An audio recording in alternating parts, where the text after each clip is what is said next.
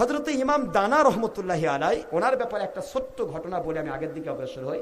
ইমাম দানা রহমতুল্লাহ আলাই অনেক বড় জলিল কদর, শেষ সময়ের বড় একজন আল্লাহর ওলি ছিলেন। এটা হলো তাবেঈদের পরের আইম্মায়ে মুস্তাহিদিনদের যুগের ঘটনা। হযরত ইমাম দানা রহমতুল্লাহ আলাই তিনি স্বাভাবিক গতিতে কোনো আপনার জানাজা নামাজে তিনি ইমামতি করতেন না। জানাজা হয়, উনি পিছে গিয়ে দাঁড়িয়ে আস্তে করে জানাজা নামাজ পড়ে বাড়িতে ফিরে আসেন। আইম্মায়ে মুস্তাহিদিনদের পরের যুগের ঘটনা। ইমাম দানা রহমতুল্লাহ আলাইকে একবার সমস্ত আল্লাহ ওয়ালারা তারা গিয়ে ধরলেন, দেখেন আজকের যে মাইয়েত, উনি ওসিয়ত করেছেন যে আমার জানাজাটা যেন ইমাম দানা রহমতুল্লাহ আলাই করেন। যেরকম সুবহানাল্লাহ, ওসিয়ত করেছেন। উনি আশ্চর্য হলেন যে আমি আসলে জানাজা নামাজের শরীক হই বটে, কিন্তু আমি ইমামতি করি না, আমার কারণ আছে। তো কেউ বুঝতে চাইল না, সবাই এক কথাই বলতেছিলেন, না আপনাকে জানাজা করতে হবে, আপনাকে জানাজা করতে হবে। উনি ওসিয়ত করেছেন, আর ওসিয়ত মানাটা আপনার জন্য জরুরি। আর আমরা আপনার কাছে অনুরোধ করতে এসেছি, আপনাকে যেতে হবে মাঠে এবং আপনাকে মুসাল্লায় দাঁড়াতে হবে, জানাজাতে আপনাকে ইমামের দায়িত্ব পালন করতে হবে। জোরে বলুন সুবহানাল্লাহ। বিষয়টা ইমাম দানা রহমতুল্লাহ আলাইহি স্বাভাবিকভাবে নিলেন না। তিনি ভাবলেন নিশ্চয়ই আল্লাহ পাক রব্বুল আলামিনের ওনার কোনো কুদরতি ব্যাপার এর ভিতরে রয়ে গেছে। ইমাম দানা রহমতুল্লাহি আলাই তিনি জানাজাতে চলে গেলেন। মাশাআল্লাহ, সবাই জানাজায় দাঁড়িয়ে গেছেন। দ্বিপ্রহর জোহরের নামাজের পরে জানাজা যখন হয়, জোহরের নামাজের পরে যখন জানাজা হয়, তখন দ্বিপ্রহর থাকে না ভাইজান? রোদের তাপ, বিশাল বড় মাঠ, হাজার হাজার মানুষ তারা দাঁড়িয়ে আছেন জানাজায়। জানাজা নামাজ হবে। এই জানাজা নামাজে তারা সবাই দাঁড়িয়ে, ইমাম দানা রহমতুল্লাহ আলাই তিনি নামাজে দাঁড়িয়ে গেলেন, জানাজা শুরু করে দিলেন। জানাজাতে ফার্স্টে যে তাকবীর দিলেন, তাকবীরের ভিতরে পার হয়ে গেল আধা ঘন্টা। এমন নামাজ দেখছেন কোনোদিন? এ কথা কন না কেন ভাই? আপনাদের বালুয়াহাটে এমন কোন আলেম নামাজ পড়াইছে যে জানাজা নামাজে 4 তাকবীরে 4টা দোয়া? তাই নাকি? ঠিক না? ঠিক। এখন 4 তাকবীরে 4টে দোয়া, তার ভিতরে কি পড়লেন উনি? আধা ঘন্টা ধরে মানুষগুলা রোদে দাঁড়িয়ে, উনি আধা ঘন্টা ধরে তাকবীর দিয়ে দাঁড়িয়ে থাকলেন। পরবর্তী তাকবীর দিলেন, আবার গেল আধা ঘন্টা। মানুষ তো ভিতরে হয়রানি, সবার ভিতরে হয়রানি, পেরেশানি। আরে কি হলো?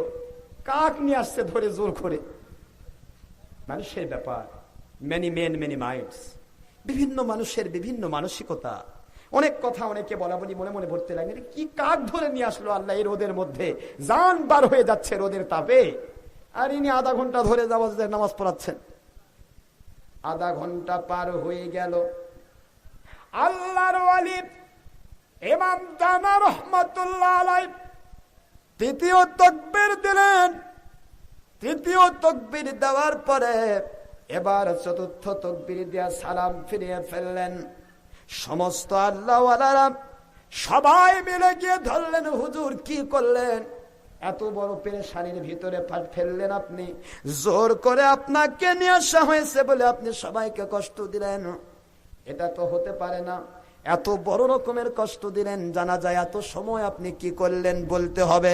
আল্লাহর ওলি বলে, বাবা জেনারে শুনতে চেও না, আমার কাছে শুনতে চেও না, কারণ আছে, এমনি এমনি সময় আমি পার করে দেই নাই।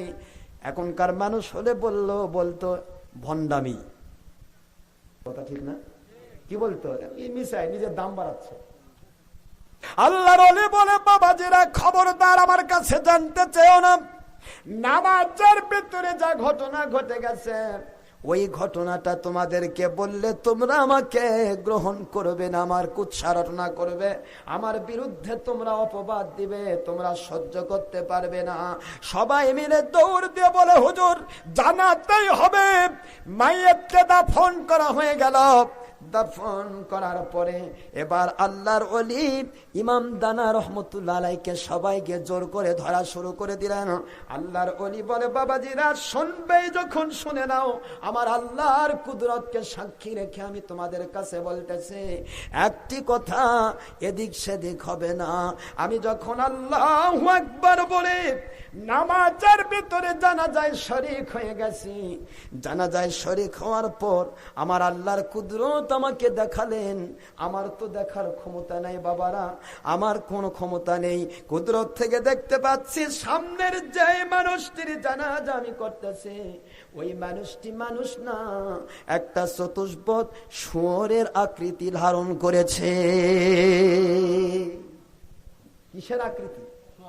এবার কথা কন না, কে শুয়োর হয়ে গেছে। কে বুঝবে এই কথাগুলি? শুয়োর হয়ে গেছে, দেখাচ্ছেন কে? আল্লাহ বলেন কুনতু বাসারুহুল্লাযী ইউবসিরু বিহি। এ আমার দুনিয়ার মানুষেরা বুঝবে না, অনেকে বুঝবে না। আমার ওলি যারা হয়ে যায়, আমার সাথে গুড কানেক্টেড যারা হয়ে যায়, ওই মানুষগুলো আমার কুদরতি চোখ দিয়ে দেখে ফেলে। ওর আকৃতি যখন দেখলাম, এবার আমার আল্লাহর কুদরতের কাছে দু চোখের পানি ছেড়ে দিয়ে কাঁদতে শুরু করলাম। ও আমার আল্লাহ, যেই মানুষটি ইমাম দানাকে ওসিয়ত করলেন জানাজা নামাজ পড়ার জন্য, যেই মানুষটির জানাজা ইমাম দানা দাঁড়িয়ে গেল, আপনি দয়ার সাগর আল্লাহ পাক যখন দেখাচ্ছেন সে শুয়োর হয়ে গেছে। হাদিস শরীফে এসেছে যে মানুষগুলি ইসলামী শরীয়তের হালালকে হারাম করে, হারামকে হালাল করে, ওরা মরে যাওয়ার পরে কেউ দেখুক আর না দেখুক, ওদের আকৃতিটা চতুষ্পদ জন্তু জানোয়ার শুয়োর বিড়ালের আকার হয়ে যায়। ও আমার ভাইয়েরা শুনে নাও, আমার আল্লাহর কুদরতের কাছে আমি বলতে লাগলাম, আমার আল্লাহ, ইমাম দানা যখন নামাজে জানা যায় ইমাম হিসেবে দাঁড়িয়েছে, ও আমার আল্লাহ, ওই মানুষটি শুয়োর আকার কেন ধারণ করলো?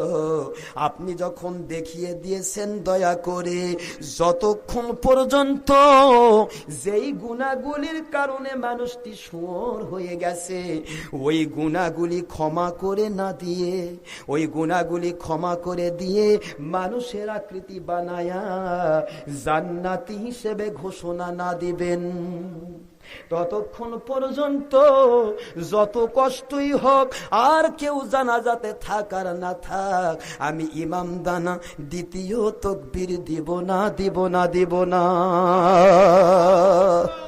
আরো জোরে আল্লাহু আকবার। ও আমার আল্লাহ, দয়া করে মেহেরবানি করে ওই বান্দার গুনাহগুলি আপনি মাফ করে দেন, তার জিন্দেগির গুনাহ মাফ করে দিয়া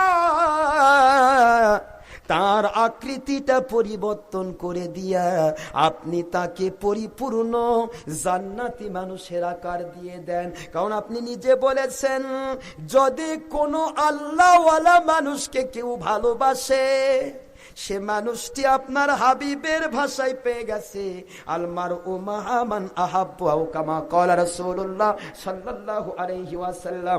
বুখারী, মুসলিম, ফাইদুল বারী, ফাতহুল বারী, উমদাতুল কারী, ইরশাদুস সারী, প্রায় 30টিরও বেশি হাদিস শরীফ।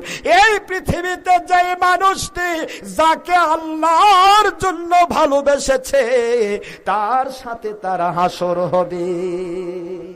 ও আমার আল্লাহ, ওই মাইয়েরটা একটি দিনের জন্য হলেও আপনার গুনাহগার খাকসার ইমাম দানাকে ভালোবেসে জানাজার ওসিয়ত করেছিল। ওই জানাজার ওসিয়ত ভালোবাসা না থাকলে কখনো করে নাই, করে নাই। ওই ভালোবাসার মানুষের সাথে ইমাম দানার যখন হাসর হয়ে যাবে, ও উঠবে শুয়োর হইয়া, আমি উঠব মানুষ হইয়া। হতে পারে না, পারে না, পারে না। আমার আল্লাহ পাক দয়া করে মেহেরবানি করে তার পরিবর্তন ঘটিয়ে দেন, দয়া করে তাকে মানবের আকার দিয়ে দেন। ও আমার সোনার ভাইয়েরা, পিছনের মানুষেরা শুনে নাও, জেনে নাও, জেনে নাও, আমার আল্লাহর কুদরত ঘোষণা দিলেন, ইমাম দানা আপনার মাধ্যমে আপনি যেহেতু আমার কাছে দোয়া করবেন, আপনাকে এই জন্য তার হালত দেখায়া দিয়েছি। ওই দেখায় দেওয়ার পরে আপনার মাধ্যমে গুনাহ মাফ করে দিয়া মানুষটাকে যেহেতু আমি জান্নাতি মানুষ বানাবো, এই জন্য আপনাকে তার জানাজায় শরীক করিয়েছি। ও ইমাম দানা, আমি আল্লাহর কুদরত জারি হয়ে গেছে আপনার দোয়ার ফজলে, আপনার ভালোবাসার তাকিদে ওই মানুষটিকে আমি জান্নাতি মানুষ বানাইলাম।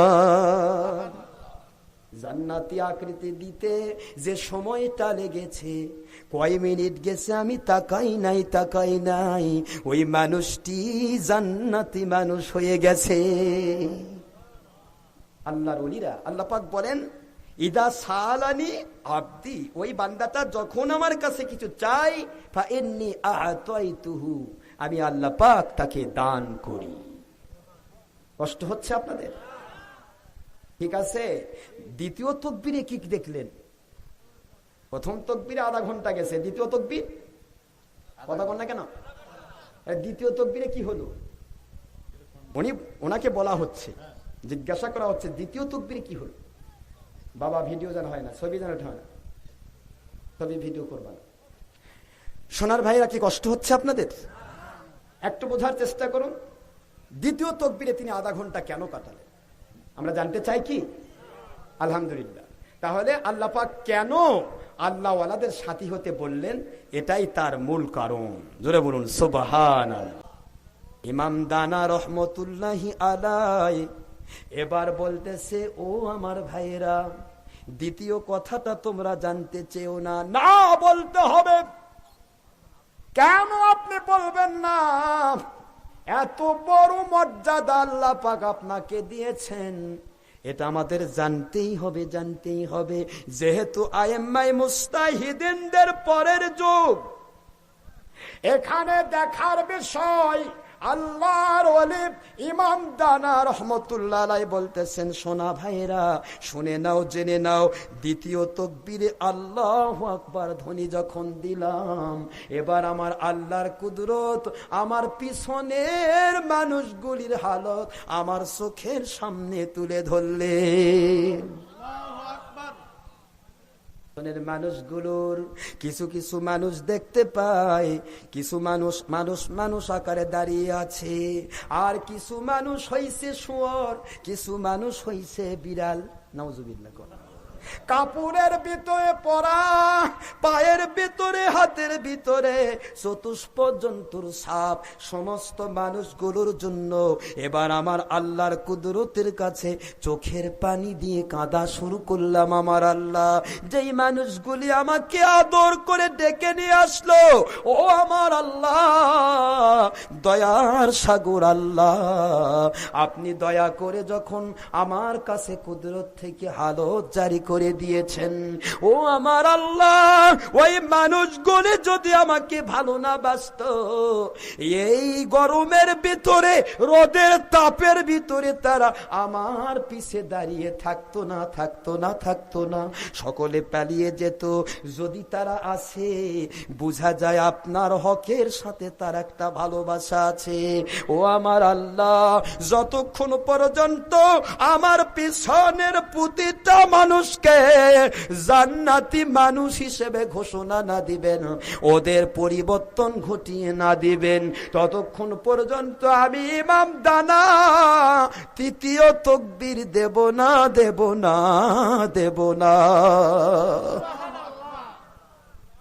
আল্লাহ পাক রব্বুল আলামিন এবার ইলহাম করে দিলেন, ও আমার ইমাম দানা, যেই মানুষগুলি আপনাকে ডাকতে গেল, আদর করে আপনার সাথে সম্পর্ক রেখে নিজেরা ইমাম না হইয়া আপনাকে ইমামের পোস্টে দিয়ে দিল, আমি তো তাদেরকে বাঁচানোর জন্য ওসিলা হিসেবে আপনাকে সামনে ইমাম বানাইছি। ও ইমাম দানা, পিছনের দিকে এবার তাকিয়ে দেখেন, আপনি তো নিজের চোখে দেখছেন না, আমার কুদরতি চোখ দিয়ে দেখতেছেন। তাকায়া দেখেন সমস্ত মানুষগুলিকে আমি গুনাহগুলি মাফ করে দিয়ে, ওদের পরিবর্তন ঘটিয়ে দিয়ে, ওদের সকলের গুনার জায়গা নেকি দিয়ে পূর্ণ করে জান্নাতি মানুষ বানাইছি। এ আমার পিছনের ভাইয়েরা, যতক্ষণ পর্যন্ত আমার আল্লাহর কুদরতি ইলহামি ঘোষণা না আসছে, ততক্ষণ পর্যন্ত আমি তৃতীয় তাকবীর দেই নাই। এর ভিতরে কয় মিনিট কেটে গেছে এটাও কখনো আমাকে ভাবিয়ে তুলতে পারে নাই, কারণ আল্লাহর ওলিরা কখনো ভয় করে না, চিন্তা করে না। কোরআন বুঝতেছেন আপনারা? দৃষ্টান্তের সাথে মিল আছে। আল্লাহ বললেন কুনতু বাশারুহুল্লাযী ইউবশিরু বিহি, আমি তাদের চোখ হয়ে যাই যে চোখটা দিয়ে তারা দেখে। সুবহানাল্লাহ বলবেন না? নাকি এটাও আবার কোরআন থেকে দলিল নেবেন? এটাও যদি কোরআন শরীফ থেকে দলিল নিতে চান তাহলে চলে যান সূরাতুন নমলের ভিতরে 27, এখানে সূরাতুন নমল 19 পারার শেষ, আপনারা এই সূরাতুন নমলের 40 নম্বর আয়াতটা খুলে ফেলেন। হযরতে সুলাইমান আলাইহিস সালামের একজন আল্লাহর ওলি ছিলেন, যিনি তার উম্মতের ভিতরে, কি বুঝতে পারতেছেন? তিনি বলতেছিলেন, হে সুলাইমান আলাইহিস সালাম, রানী বিলকিসের সিংহাসন অত বড় জাদ্রেল একজন ইফরিত নামক জিন, সে নিয়ে এসে দিতে চাইলো আপনাকে, 1 মাসের রাস্তা আপনাকে নিয়ে এসে দিতে চাইলো আপনার ওঠা বসার ভিতরে, অথবা এই পুরা বৈঠকটা, এই সংসদটা মুলতবি হওয়া পর্যন্ত এই সময়ের ভিতরে। আমি অত সময় নেব না, আমার আল্লাহর সাথে আমার একটা গুড কানেকশন আছে।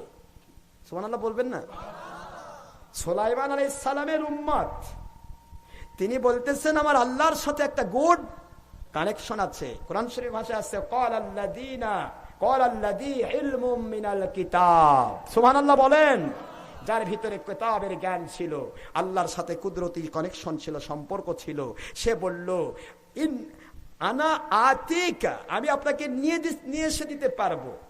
কি নিয়ে এসে দিতে পারবে? বিআরশিহা, ওই রানী বিলকিসের বিশাল বড় আরশুন আজিম সিংহাসনটা নিয়ে এসে দিতে পারবো। কতক্ষণ সময়ের ভিতরে? কবলা আই ইয়ার তাদ্দা তরফুকা। সুবহানাল্লাহ বলবেন না? কোরআনের ভাষা। কিসের ভাষা? কথা বলেন না কিসের? আল্লাহ পাক বললেন আমি তাকে পাওয়ার দিলাম। কি পাওয়ার দিয়েছি? 1 মাসের রাস্তা ভেদ করে বিশাল বড় সিংহাসন, রানী বিলকিসের সিংহাসন। সিংহাসনটা অনেক বড়। ওয়ালাহা আরশুন আযীম, এই কথাটা পাবেন সূরাতুন নমলের 23 নম্বর আয়াত শরীফে। আল্লাহ পাক বলে এটা অনেক বড়, যেটা হুদহুদ পাখি বর্ণনা দিচ্ছিল। এখন এই বিশাল বড় সিংহাসনটা তিনি বললেন আমি চোখের পলকে নিয়ে এসে দেব। বলেন তো চোখের পলক বোঝেন তো? চোখের পলকের ব্যাপারটা হচ্ছে 1 সেকেন্ডকে 4 ভাগ করে যে সময় হয়, এই সময়টা 1 সেকেন্ডে 4 বার পরে চোখের পলক। 1 সেকেন্ডকে 4 ভাগ করে যে সময়টা হয়, এই সময়ের নাম হলো তরফু, অর্থাৎ পলক। এই পলকের ভিতরে বাস্তবিকই সুলাইমান আলাইহিস সালাম দেখতে পেলেন চোখের পলকে রানী বিলকিসের সিংহাসন মাটি ভেদ করে তার সিংহাসনের সামনে দাঁড়িয়ে গেল। কোন দিক দিয়ে আসছে? নিজ দিয়ে। কে নিয়ে এসে দিয়েছেন? আল্লাহ। আল্লাহ পাক বোঝাচ্ছেন আমার ওলিরা আমার কুদরতি পাওয়ার দিয়ে কাজ করে।